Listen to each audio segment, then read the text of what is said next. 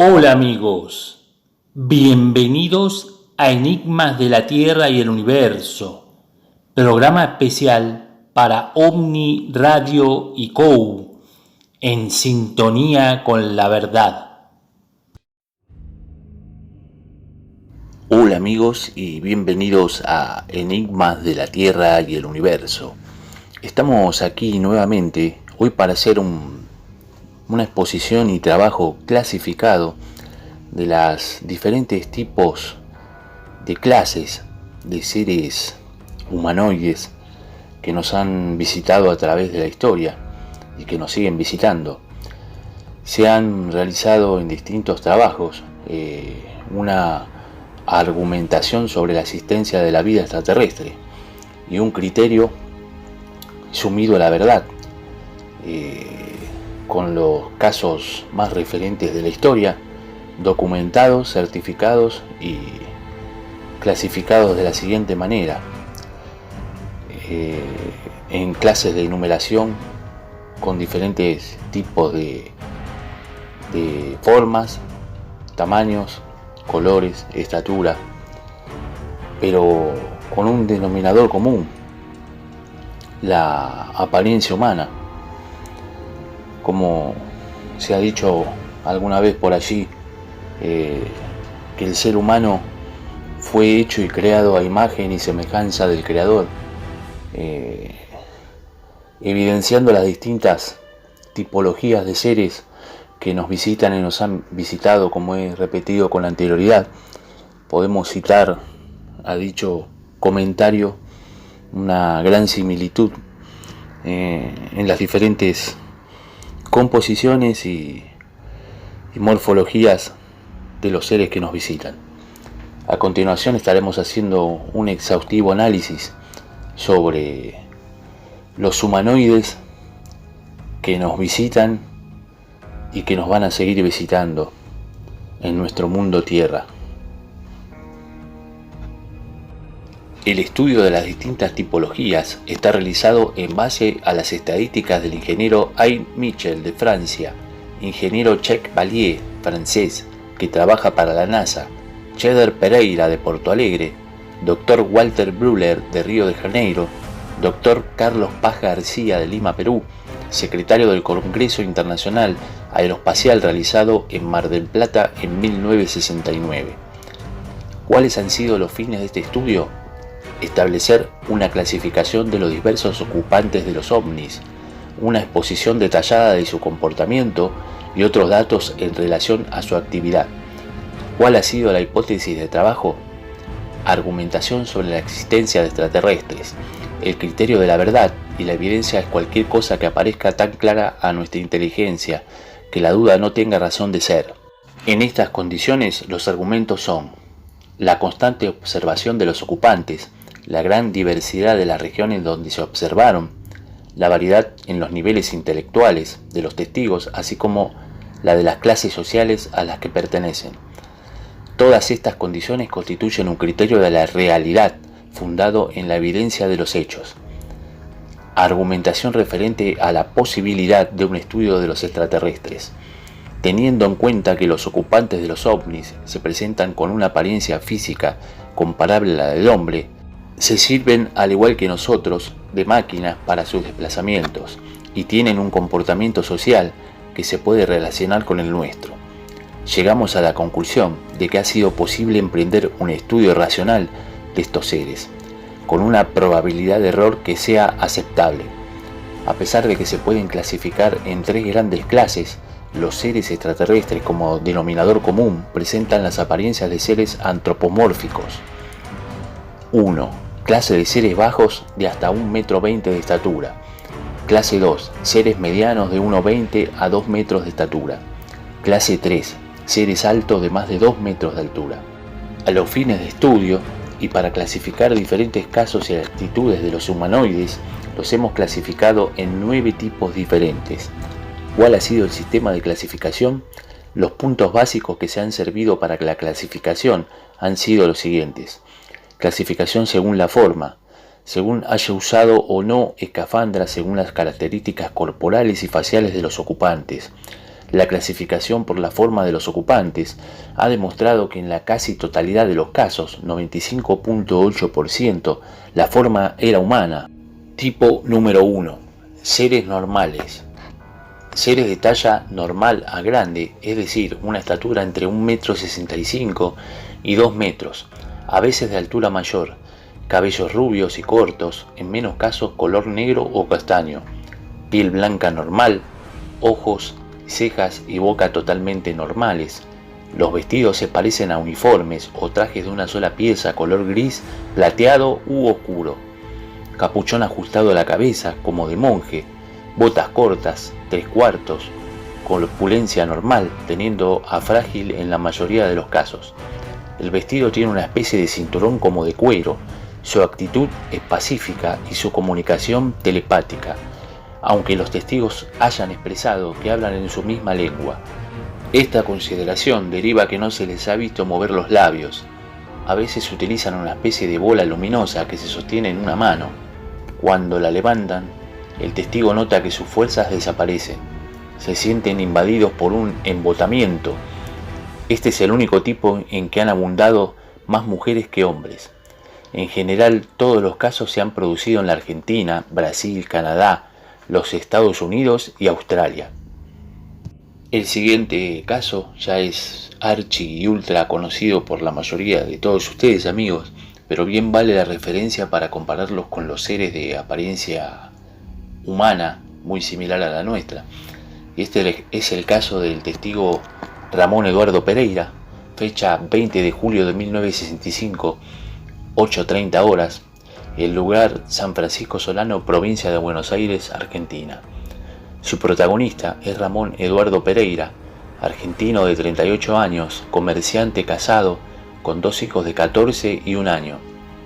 Un buen vecino y respetado por toda la gente de Villa La Florida y San Francisco Solano, que esgrime como certificado de buena conducta haber trabajado toda su vida para hacer su casa y su negocio con sus propias manos, haber comprado su camión y su auto como carnicero, lechero y panadero desde niño, con 16 hasta 18 horas de trabajo diario. Su otro hallazgo es haber sido conscripto en San Martín de los Andes con esmero y dedicación, como lo constatan sus certificados dados por sus superiores, y que exhibe en las paredes de su humilde pero limpia y arreglada casa. El Monte de los Curas, a 18 kilómetros de Buenos Aires, que está dentro del denominado también Campo de los Curas, ya que hace años había allí un viejo monasterio. Ese es el lugar del suceso. Ese Campo de los Curas, ubicado en Villa La Florida, es bordeado por el camino Donato Álvarez, que une San Francisco Solano con el camino Pasco.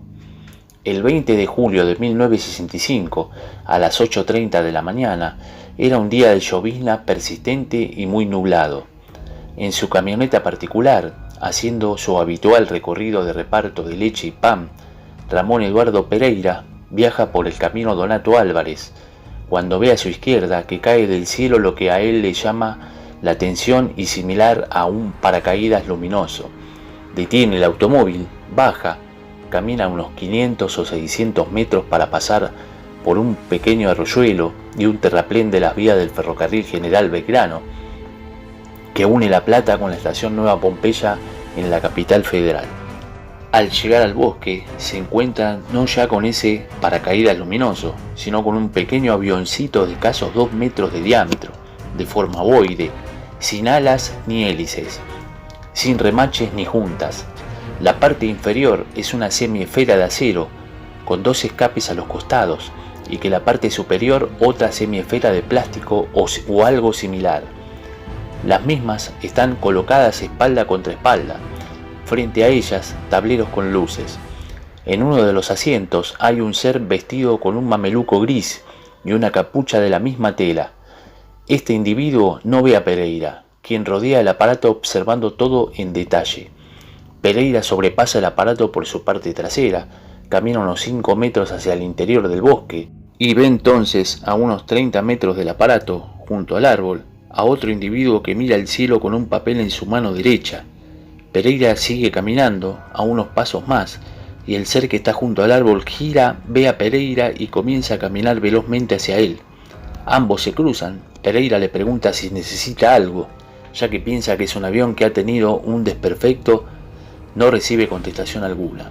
El hombre sigue su rápida trayectoria hasta el aparato, llega a él, pone la mano sobre la parte transparente que le corresponde a su asiento, se levanta esa tapa, introduciéndose entonces el piloto en su asiento anatómico.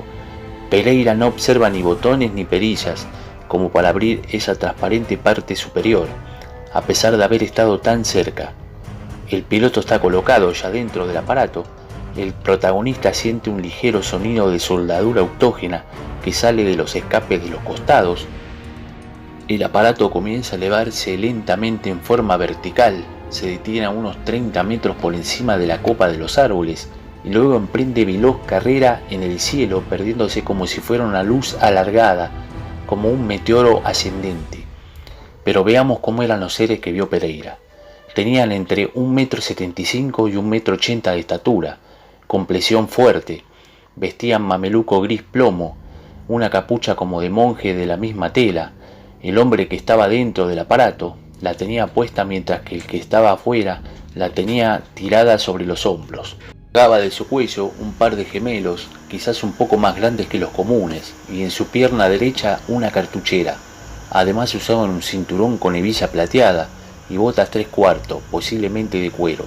Eran rubios, peinados para atrás, cara totalmente normal, con rasgos más fuertes que los comunes. Seres comunes y normales que llevan a repetir en forma sistemática a Ramón Pereira en lo que él vio fue un aparato hecho por los rusos. Pereira no tiene ningún preconcepto sobre platos voladores, ni ha leído nada sobre ellos. Tarda muchos días en contar su experiencia, porque cree que ha vivido un sueño y tiene miedo al ridículo. Pero luego de distintos exámenes físicos y psíquicos, Ramón Eduardo Pereira ha quedado como excelente testigo calificado de un contacto con posibles habitantes extraterrestres. Tipo número 2. Seres de pequeña estatura como niños. Talla de 1 metro a 1,50 m, cuerpo normal, anchas espaldas, ojos ligeramente oblicuos, color de la piel, verde teniendo en cuenta a veces a oscuro, rostro normal, vestido, uniforme azul claro, en la cabeza llevan a veces una especie de casquete o casco, frente amplia y cuando se le ha visto cabellos negros, actitud agresiva, a veces de rapto. No hay diálogo, en mayor cantidad fueron vistos en Canadá, luego en Estados Unidos, Inglaterra, Dinamarca, caso típico Socorro en Nuevo México, aquí en la Argentina Pecinetti Villegas. Caso Pecinetti Villegas, lugar Mendoza, Argentina, fecha 30 de agosto de 1968, madrugada del 31. El caso Pecinetti Villegas y otros sucedidos en Mendoza provocaron una real polémica de psicosis en esa provincia, que llevó a prohibir a su jefatura de policía, por primera vez en el mundo, hablar o hacer reuniones sobre el tema OVNI. La noche del 30 de agosto de 1968, en las afueras de Mendoza, 2 empleados del casino, 2 croupiers, van a vivir un momento inolvidable para ellos, para la Argentina y para la historia platicista. 2 mendocinos se contactan con 5 seres extraterrestres que salen de un plato volador, aterrizado a las afueras de la capital cuyana. El testimonio de Juan Carlos Pecinetti y Fernando José Villegas, que algunos tildan de mentira y otros de verdad, que a algunos hace reír y a otros pensar, suceden hechos y declaraciones que forman parte también de todo el suceso. Juan Carlos Pecinetti y Fernando Villegas habían estado juntos el viernes 30 de agosto de 1968, reparando el viejo coche Whippet 1929 color marrón, patente 2999 de Mendoza, con carrocería Chevrolet 1934 en el taller mecánico de Toujas. Pecinetti olvida su sobre todo. Este es el hecho que va a determinar que los dos salgan juntos aquella madrugada del sábado 31 del casino, aunque vivan separados, uno en el norte de la ciudad y otro en el sur, y no sean frecuentes amigos. Pero esa noche tenían que estar los dos sobre el viejo coche de Villegas, en La Prida y Neuquén. Por allí tenían una cita trascendente. Al mediodía, después de salir del taller, el auto funcionaba perfectamente. Villeguitas, como le decían sus compañeros, no le notó nada raro. Fue a la estación de Jorge Calle y Perú, y cargó la batería.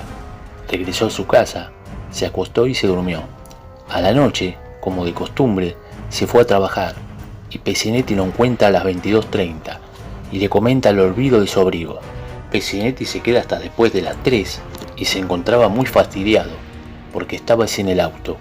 El arranque, como ya le había pasado otras veces, se negó a funcionar. Villegas cursó el Bacara, estuvo con 4 amigos que lo invitaron a un café. Se hizo tarde y Pecinetti salió. Estaba sin auto y si bien muy separados, le pidió ir a buscar el abrigo y luego llevarlo a su casa. Accedió. Villegas es un hombre lúcido, lógico, coherente en su relato, que crea pie de puntillas en lo que dice, aunque no lo pueda probar en la misma forma. Pecinetti es un muchacho serio, correcto, aparentemente abstraído del problema en los momentos en que se le hacían preguntas y que repetía monótonamente el mismo relato. Quizá por haberlo hecho ya antes tantas veces, Villegas salió por la calle Perú. Reconoce que nunca había tomado ese camino, pero esa noche, nadie sabe por qué, dobla luego de tomar la calle hacia el sur por Olascoaga. Pecinetti estaba muy cansado, no conocía el camino hasta la casa de Villegas, pero recuerda que pasó por los galpones del ferrocarril San Martín. Villegas dobla en la calle Paraná, tuerce hacia el norte por Coronel Moldes, dobla en Huarpes hasta La Prida y al llegar a ella toma Neuquén hacia el norte. Allí, en la calle Neuquén, entre La Prida y Jorge Newbery, a las 10 cuadras de la estación terminal del ferrocarril antes citado, que une Mendoza con Buenos Aires y con Santiago de Chile, allí a las 4:32 del 31 de agosto, madrugada de un sábado muy frío, se detiene el automóvil. Pecinetti, que venía durmiendo en el auto, en ese momento despierta y sonríe, porque conoce el Whippet con sus problemas permanentemente de carburación. Villegas y Pecinetti narran en su declaración oficial. Villegas: me bajé por el lado derecho y fui hacia el motor.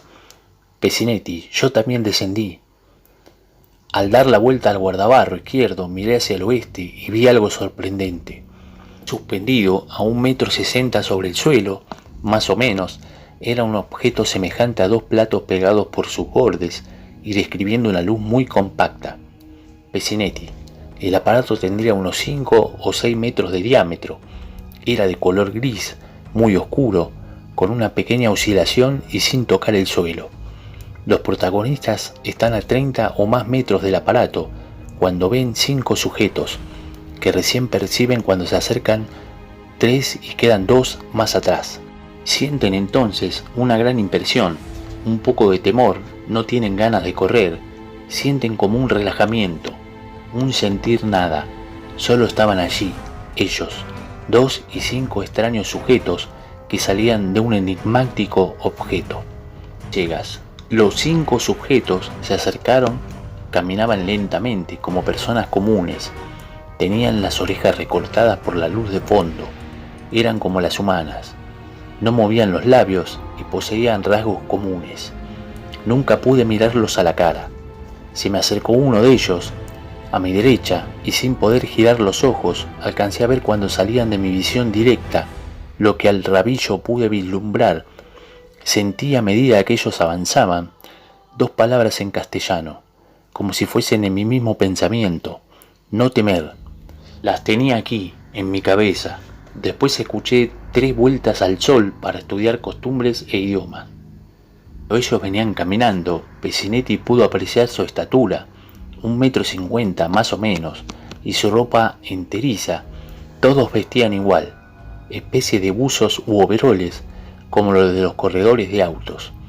Tenían las cabezas grandes, eran totalmente calvos, y le tomaron la mano izquierda a Villegas, y también hicieron lo mismo con Pecinetti. Las manos no las vieron en ningún momento. Ellos dan un pinchazo en los dedos. En el caso de Villegas, las huellas de las 3 incisiones son más profundas que en las de su compañero. Cuando esto sucede, en sus pensamientos se meten las frases: no temer, las matemáticas son el idioma universal, nosotros tenemos el dominio de la gravedad, no temer. 2 seres habían quedado atrás, 3 estaban al lado de los protagonistas. En cierto momento, los 2 de atrás se adelantan, sobre todo uno de ellos trae una especie de rueda. del tamaño de una bicicleta chica, y esa pantalla circular iluminada muestra imágenes de colores. Aquí en el relato se hace prácticamente idéntico en las palabras de ambos, no se contradicen en nada absolutamente. En esa pantalla circular ven una catarata con abundante agua, estaba fija en colores y luego se apagó. Sale un hongo atómico con una nube grande, veían contra el azul del cielo. Después vieron las cataratas por segunda vez, sin agua, las mismas rocas, los mismos árboles, pero desnudos, parecía un paisaje de invierno. Luego advirtieron un chisporroteo en el auto, las señales que quedaron luego en el estribo y puerta izquierda del auto. Los 3 extraños se fueron juntos, se unieron a los otros 2, caminando normalmente y luego llegando hasta la zona iluminada. Los 5 subieron por el haz de luz, ese haz de luz compacta que salía del objeto, como si fuera una escalera mecánica, uno tras otro. Al entrar el último en el aparato, la luz se apagó, con una explosión que produjo un flameo en nuestros pantalones, como un fuerte golpe de aire, y el aparato se perdió en el cielo. Amigos, hemos analizado 2 casos emblemáticos en la omnilogía argentina, como fueron el caso Pecinetti y Villegas y el caso Pereira, este último desarrollado por quien les habla en el encuentro federal realizado en Olavarría en el año 2018. Tengo que comentarles también que estaremos realizando nuevos informes referentes a los diferentes tipos y morfologías de humanoides que nos visitan. Así que será nuestra próxima cita aquí en Enigmas de la Tierra y el Universo para Omni Radio y COU, en sintonía con la verdad. Hasta el próximo miércoles.